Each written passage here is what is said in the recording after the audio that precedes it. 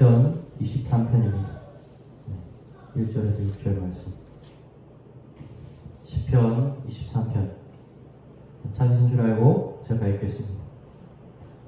여호와는 나의 목자시니 내게 부족함이 없으리로다. 그가 나를 푸른 풀밭에 누이시며 쉴만한 물가로 인도하시는도다. 내 영혼을 소생시키시고 자기 이름을 위하여 의의 길로 인도하시는도다. 내가 사망의 음침한 골짜기로 다닐지라도 해를 두려워하지 않을 것은 주께서 나와 함께 하심이라. 주의 지팡이와 막대기가 나를 안위하시나이다. 주께서 내 원수의 목전에서 내게 상을 차려주시고 기름을 내 머리에 부으셨으니 내 잔이 넘치나이다. 내 평생의 선하심과 인자하심이 반드시 나를 따르리니 내가 여호와의 집에 영원히 살리로다. 아멘. 오늘 말씀은 제가 예전에 중학교를 다닐 때 미션 스쿨이었는데 그때 교회를 다니진 않았거든요. 근데 중학교 때 그 학교에서 그 말씀 보는 시간이 있습니다. 그 성경 시간이 따로 있어요.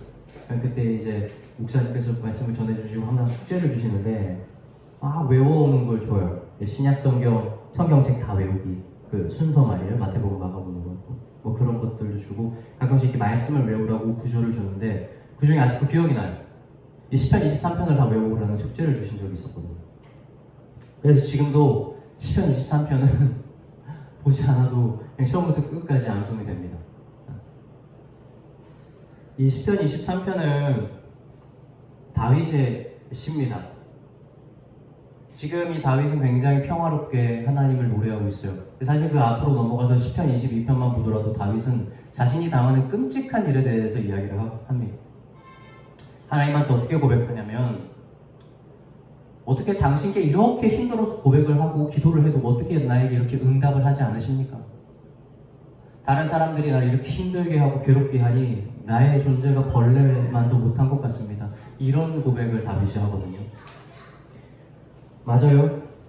아무리 참고 견디려 해도 견디기 어려운 고통이 있는 거예요. 그래서 다윗은 아주 지칠 대로 지쳐 있는 거예요. 그런데 23편에는 뭐라고 고백합니까? 여호와는 나의 목자시니 내게 부족함이 없으리로다. 그가 나를 푸른 풀밭에 누이시며 쉴만한 물가로 인도하시는도다. 22편에 고백하는 저 반대의 고백을 합니다. 사실 이 비결에는 1절에 딱 나와 있어요. 다윗이 무엇을 고백하냐면 여호와는 나의 목자시니 이 고백입니다. 자신의 주인이 누구인지 다시 쳐다보고 깨닫게 보니까 이제는 내가 처한 상황이 보이는 것이 아니라 우리 목자께서 나에게 약속하고 나를 인도해낼 그 푸른 풀밭 그리고 그분께서 인도해낼 우리 쉴만한 물가가 다윗의 눈에 들어오게 된 거예요. 현실에 처해서 육신의 눈으로 지금 보고 있는 어려움을 보는 것이 아니라 내 목자를 바라보며 믿음의 눈으로 그분께서 베풀어 주실 그 은혜를 믿음으로 우리 다윗이 바라보고 있다는 겁니다. 양의 생명은 스스로 지키는 게 아니에요. 양은 절대 스스로 자기를 지킬 수가 없습니다. 다윗이 과거에 그랬던 것처럼 양을 누가 지킵니까? 신실한 목자, 곧 우리의 여호와 되신 주님께서 그 양들을 지키고 보호해 주시는 거예요. 그렇다면 양들이 해야 될 일이 무엇입니까? 가장 잘하는 양이 뭐냐고요? 제일 힘센 양, 제일 위대한 양이 뭐냐고요? 자기 스스로 지키는 양이 아니에요. 목자가 누군지를 알고 그 목자의 음성에 귀 기울이는 양, 이게 최고의 양인 거예요. 다른 거 없습니다. 요한복음 10장에서 예수님은 목자와 양의 관계에 대해서 이렇게 말씀하십니다. 제가 읽어드릴게요.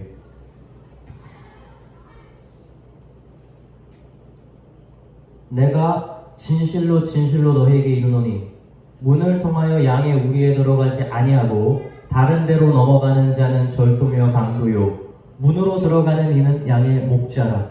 문지기는 그를 위하여 문을 열고 양은 그의 음성을 듣나니 그가 자기 양의 이름을 각각 불러 인도하여 내느니라.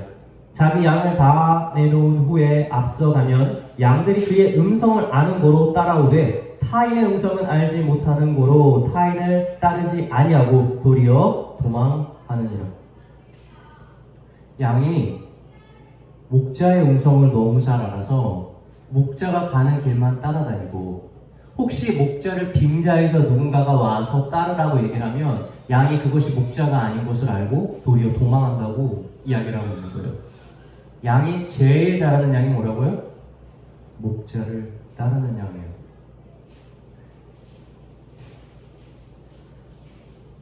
지난주 토요일에 조카가 놀러 왔습니다. 저희 셋째 샘이라는 아이가 동갑인데, 이 아이들이 신나게 놀고 나서 저희 집에서 다 같이 샤워를 했어요. 샤워를 하고 나서 우리 셋째랑 조카가 목욕을 다 끝나고 안 나오고 있는 거예요. 자기들은 더 놀고 나가겠다고 그래. 그래가지고 한참을 있어도 나오질 않아가지고 나중에 탁 확인을 해봤어요. 근데 세상에 욕조에다가 얼마 전에 리필을 막 해놓은 그 물비누 있거든요. 이렇게 거품돼서 나오는 거. 그걸 다 열어가지고 그 목주 안에다가 다 부어놓은 거예요. 그 안에서 막 비누 거품을 만들면서 놀고 있는 거예요. 그런 적이 몇 번 있잖아요. 또 아이들 키우는 거 그러는데 뭐 치약, 뭐 샴푸 뭐 이런 거 풀잖아요. 근데 정말 싫잖아요. 얘기했거든요, 여러분. 몇 번이나 그랬었어요. 혼도 났고 샘이는 알고 있어요. 하면 안 되는 거고. 근데 그렇게 한 거예요. 그래가지고 혼을 냈더니 이 샘이가 이야기를 하는 거예요.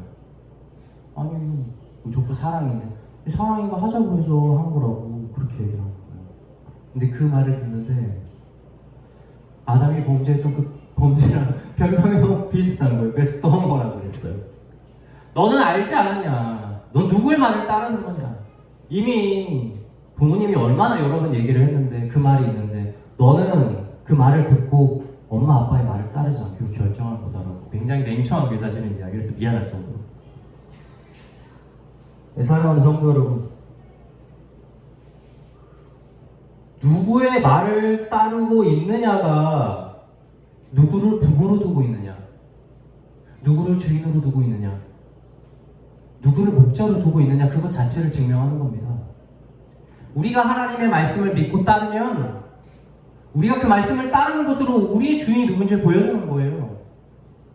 그 말씀을 따르지 않았기 때문에 아담은 선악과를 먹고 결국 범죄한 겁니다. 그 말씀을 따르지 않았기 때문에 사울 왕은 자신의 왕위를 버릴 수밖에 없었던 거예요. 하나님의 후회가 되는 거예요.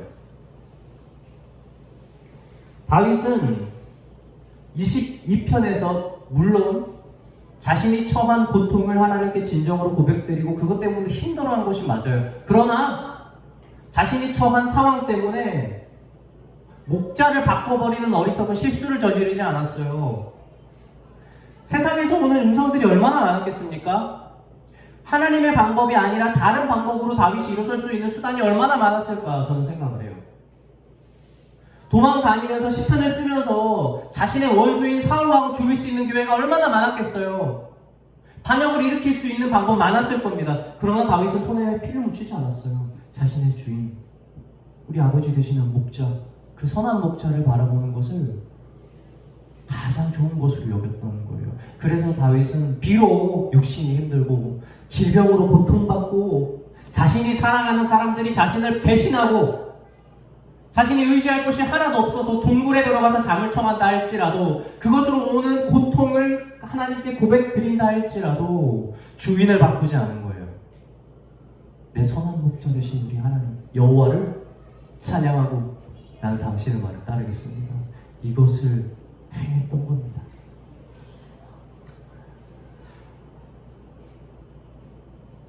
그래서 다윗은 회복이 되는 거예요. 다윗이 이렇게 기도했다고 다윗이 단번에 바뀌었습니까? 하나님께서 응답 안 한다고 다윗이 얘기해요. 이것은 뭐냐면 육신의 변화를 만들어내지 못한 겁니다. 아니, 육신으로 응답해주지 않으신 거죠.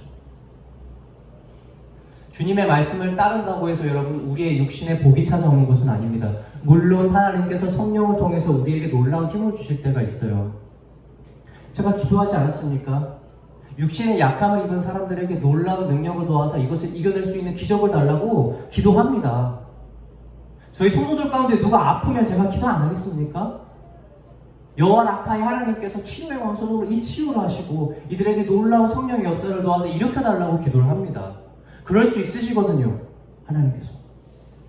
그것도 복이지만 진짜 복은 우리가 기도해서 오는 우리의 육신의 변화가 아닙니다.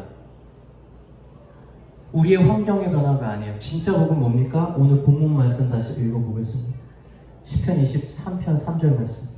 내 영혼을 소생시키시고 내 영혼을 소생시키시고, 이 기쁨이에요.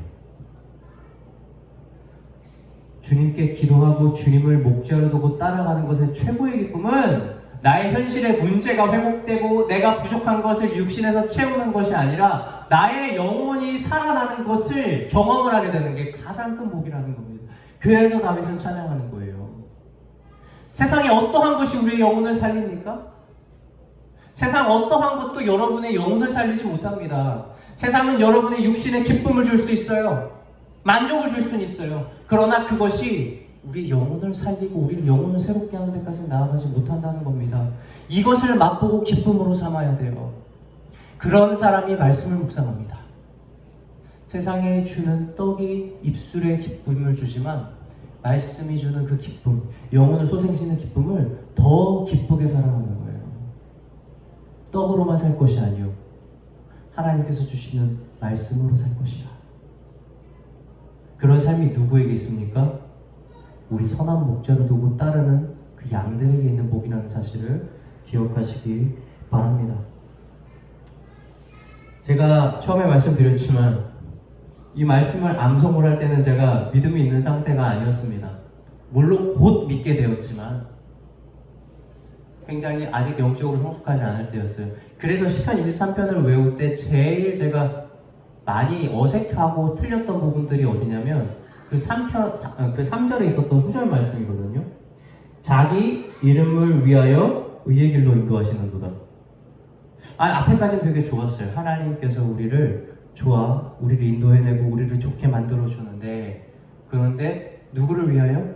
나를 위하여가 아니라 자기를 위하여, 자기 이름을 위하여라는 말이에요. 이 말씀을 들었을 때, 암송을 할 때는 느낌이 어땠냐면 꼭 하나님께서 되게 권위적이신 분, 야 너희는 날 높여, 이런 분 같은 느낌이 되게 왔어요. 그리고 좀 뭐랄까 되게 이기적인 분, 그냥 우리를 위해서 하는 게 아니라 결국엔 자기를 위해서 하는 거예요. 그래서 저는 그 당시에 이 말씀이 되게 매치가 되지 않아서 제일 혼란이 많이 왔던 부분이었습니다.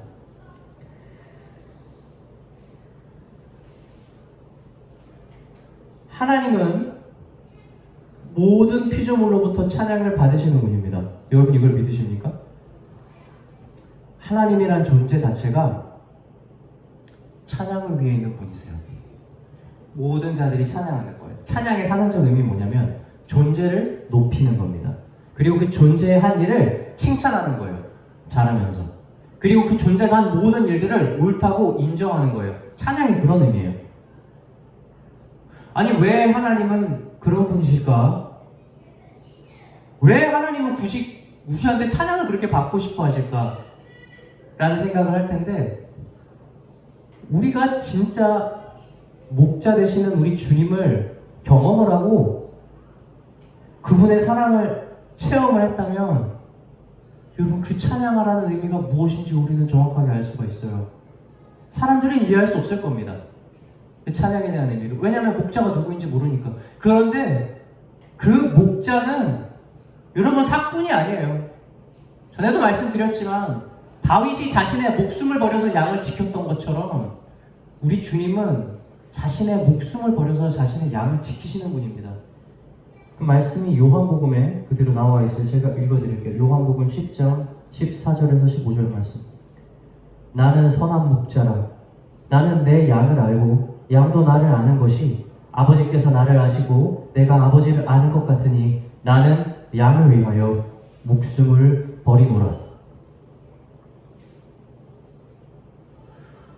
우리가 예수님을 믿고 따랐을 때, 우리가 그분의 사랑을 경험했을 때, 우리가 십자가의 그 죽음이 우리의 죄를 용서해주기 위한 그 놀라운 죽음이라는 것을, 그 가치 있는 죽음이라는 것을 알았을 때, 여러분, 우리가 과연 이렇게 얘기할 수 있습니까? 내가 왜 찬양해야 됩니까? 라는 말이 나오겠어요? 찬양이 명령이라서, 찬양이 해야 돼서 하는 거 아니에요. 찬양은 우리의 목자 되신 예수님을 경험하는 것을 그 자체로서 우리에게 기쁨이 되고, 그것이 우리에게 바라가 되어서 우리의 입술로 터져 나오는 게 찬양인 겁니다. 우리 주님이 세상에 지어진 모든 피조물로부터 찬양받아 하셔야 된다는 말은 뭐냐면, 그분이 그럴 만하게 우리를 사랑하셨다는 거예요. 그러한 감동을 날마다 느끼고 기쁨으로 그분과 동행하는 저와 여러분이 되시길 주님의 이름으로 축원합니다. 말씀이 그래서 우리 귀에 들리는 건 정말 큰 복이에요. 목자가 하는 말이 무엇인지를 알아듣는다는 것이 여러분 얼마나 소중한 일인지 모릅니다. 제가 호주에 있을 때 저희 스승이셨던 목사님께서 종종 이런 말씀을 하셨어요. 난 너무 부럽다. 내가 설교를 할 때 우리 성도들이 앞에서 고개를 끄덕이고 아멘하는 거 보면 자기는 너무 그게 부럽다는 거예요. 왜냐면 말씀을 전하는 자의 복보다 그 말씀을 듣는 자의 복이 더 크다는 거거든요. 그러나 말씀을 듣는 것 이상으로 더 중요한 것이 무엇입니까? 말씀을 듣고 그 말씀대로 사는 게 중요한 거예요. 목자가 오라고 하는 말씀을 양이 들었는데, 양이 그 자리에서 보지 않고 가만히 있으면 여러분, 이게 무슨 양이에요? 알아듣기만 하는 게 무슨 양이라는 거예요? 여러분, 이건 아무 의미가 없습니다. 우리는 종종 말씀대로 산다라는 것에 부담을 가질 때가 있어요. 그게 너무 힘들고 그렇게 살면 너무 내 삶이 문제가 될 것 같은 느낌을 받는 거예요. 여러분, 그러나 그러지 마세요. 그거 다 거짓말입니다. 세상에서 제일 쉬운 건 하나님 말씀을 따라서 그대로 사는 게 제일 쉬운 거예요. 그 말씀의 난이도가 어느 정도로 쉽냐면, 아까도 말씀드렸죠. 목자가 오라고 하면 오는 거 정도의 난이도밖에 되지 않아요. 딱 그 정도 난이도예요. 양이 살기 위해서 필요한 것이 얼마나 많습니까? 그죠? 양이 살기 위해서는 매 끼니 때마다 양이 먹어야 될 것이 필요합니다. 그런데 그걸 양이 걱정할 필요가 없어요. 그건 목자가 제공해 주는 겁니다. 그리고 양을 살다 보면은 움직이기 힘들 정도로 털이 자라날 때가 있어요. 그 털을 양이 어떻게 할지 걱정할 필요가 없습니다. 목자가 그 털을 다 정리해 줄 겁니다. 그리고 양이 자기들이 넉넉하게 먹고 살고 자기들이 넉넉하게 눕고 쉴 만한 초원을 얻을 걱정할 필요가 없어요. 그것은 목자가 제공을 해줍니다. 혹시라도 나를 해치는 위험한 것들이 주변에 다가올까 걱정할 필요도 양이 할 것이 아니에요. 그 울타리를 목자가 세우고 때에 맞춰서 보수 다 합니다. 혹시라도 그 울타리를 넘어서 오는 일이나 사자떼가 있다면 어떻게 할까? 양이 걱정할 필요가 없습니다. 우리 목자가 자신이 들고 있는 막대기로 우리를 지켜주실 것입니다. 그분이 선한 목자이기 때문에. 정말 양이 살기 위해서 해야 할 모든 힘든 일들을 목자가 담당해주고 있는 거예요. 다시 말하면 양이 해야 될 일은 뭐라고요? 그 목자 바라보고 잘 쫓아가는 거예요. 우리 목자가 하는 말 듣고 그리고 그 말대로 순종하고 그 말을 따라가는 삶이에요. 이 말씀이 얼마나 쉬운지 우리 예수님은 뭐라고 하는지 아십니까?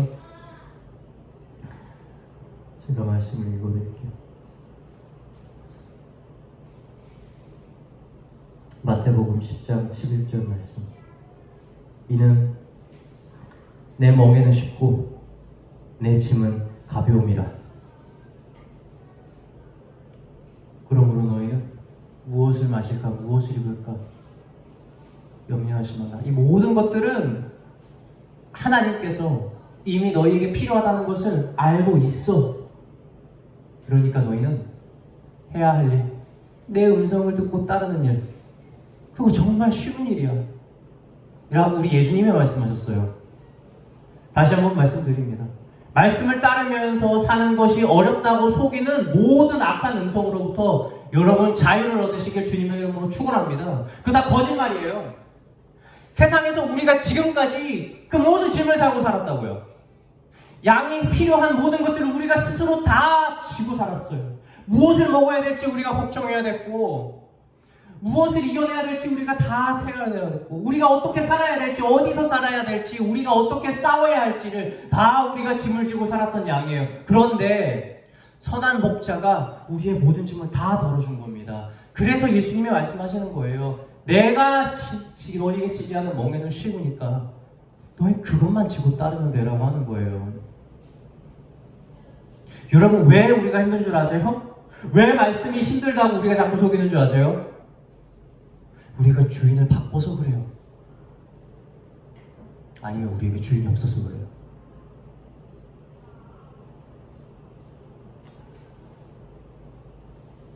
사랑하는 성도 여러분, 다시 한번 말씀드리지만 말씀을 따르는 삶이 어렵다는 모든 거짓 음성을 내치고 내 생각을 복잡하게 만드는 것을 말씀으로 정리하십시오. 그 길이 힘들고 같고 어려울 것 같지만 이 길을 가다 보면 여러분 깨닫게 됩니다.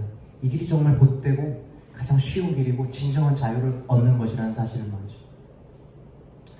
물론 오늘 본문 말씀처럼 우리 주님의 말씀을 듣고 따라간다고 해서 그 길이 다 평탄하지 않습니다. 우리가 사망의 음침한 골짜기를 따라 들어갈 때가 있어요. 그러나 앞에서도 말씀드렸지만 자, 복잡하게 생각하지 맙시다. Simple is the best. 이거 제가 옛날에 그 대학생 때 한참 싸이월드라는 것을 할 때 제가 메인 글귀로 해놨던 거예요. 아직도 기억이 나요. Simple is the best. 복잡하게 세상의 방식으로 생각하지 말자. 말씀으로 주님께서 원하시는 것이 무엇인지 그냥 그때 행하자 라는 그때 당시의 제 가치관이었어요. 다시 한번 단순하게 사망의 음침한 골짜기를 우리가 지날 때 우리가 양이라면 양으로서 해야 될 일이 무엇입니까? 걱정입니까? 사망이 나한테 올까봐 걱정하는 일이에요? 여러분 그거 다 주님이 하시는 거예요. 우리 목자가 담당하시는 거예요. 그러면 양이 해야 될 일은 뭡니까? 아, 우리 주님 어딨지? 내 목자 어딨지? 그 목자 찾아서 그 목자가 하는 말을 더 자세히 듣고 더 가까이 가는 거예요. 그 어느 때보다 더 말이죠. 힘들면 방법은 더 단순해요. 더 가까이 가세요. 슬프면 더 위로를 구하시고 더 말씀을 의지하는 겁니다. 제일 지혜로운 양이 이런 양이에요. 목자를 의지하는 양이죠.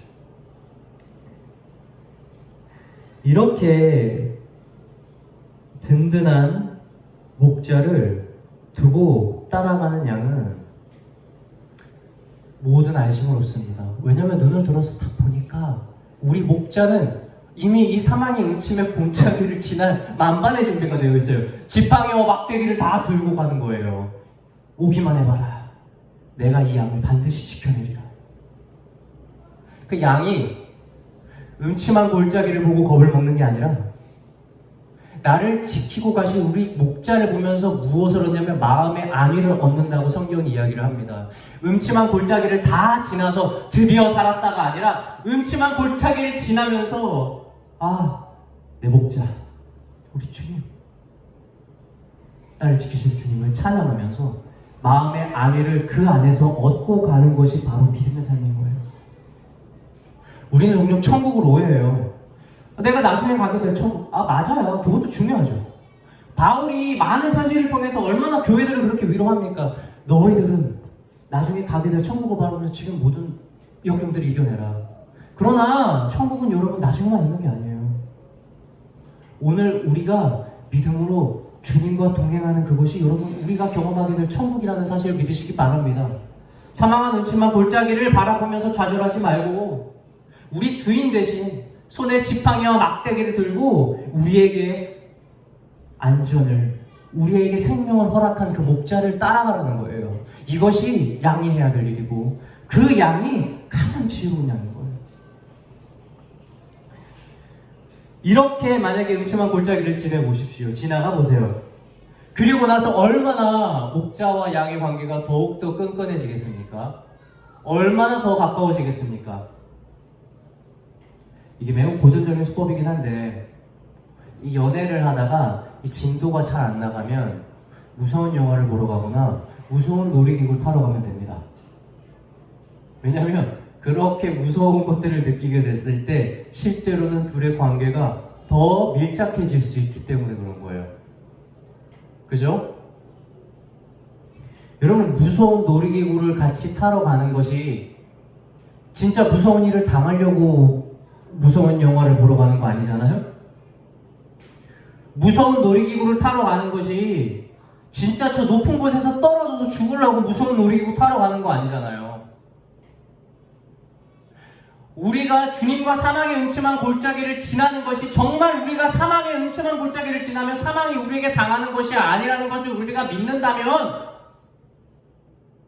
우리가 그것을 지나면서 무엇을 해야 되겠습니까? 어떻게 하면 우리 주님이랑 더 가까워질까? 어떻게 하면 이 시간을 통해서 주님의 사랑을 더 가까이 들을까?